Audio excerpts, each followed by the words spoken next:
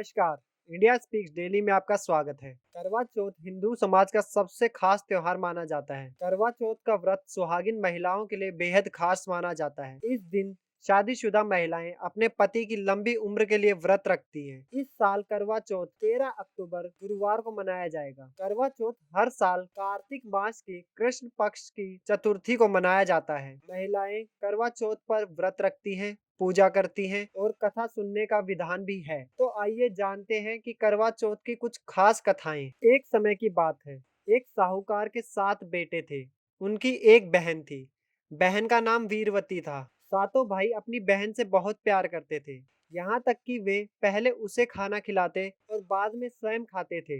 एक बार उनकी बहन ससुराल से मायके आई हुई थी। शाम को भाई जब अपना कार्य बंद कर घर आए तो देखा उनकी बहन बहुत व्याकुल थी। सभी भाई खाना खाने बैठे और अपनी बहन से भी खाना खाने का आग्रह करने लगे, लेकिन बहन ने बताया कि आज उसका करवा चौथ का निर्जल व्रत है। वह खाना सिर्फ चंद्रमा को अर्घ देने के बाद ही खा सकती है। क्योंकि चंद्रमा अभी तक निकला नहीं था, इसलिए वह भूख और प्यास से व्याकुल थी। तभी उसके भाइयों ने पीपल की आड़ में मेहताब आदि का सुंदर प्रकाश फैलाकर बनावटी चंद्रोदय दिखलाया और उसके बाद वीरवती को भोजन करवा दिया। परिणाम यह हुआ कि उसका पति तुरंत अदृश्य हो गया। फिर वीरवती ने 12 महीने तक प्रत्येक चतुर्थी का व्रत किया। अगले साल फिर करवा चौथ आने पर उसने व्रत किया और अपने पति को पुनः प्राप्त किया।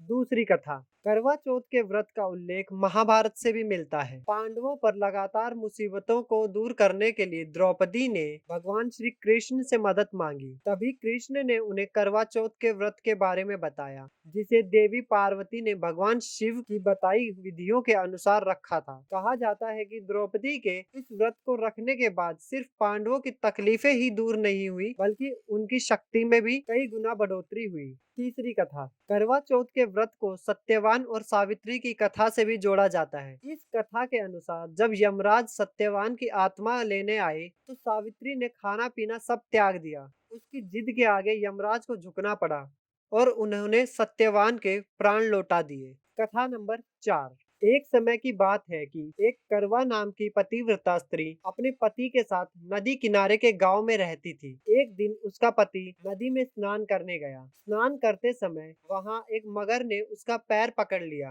वह मनुष्य करवा करवा कह अपनी पत्नी को पुकारने लगा। उसकी आवाज सुनकर उसकी पत्नी करवा भागी चली आई और आकर मगर को कच्चे धागे से बांध दिया।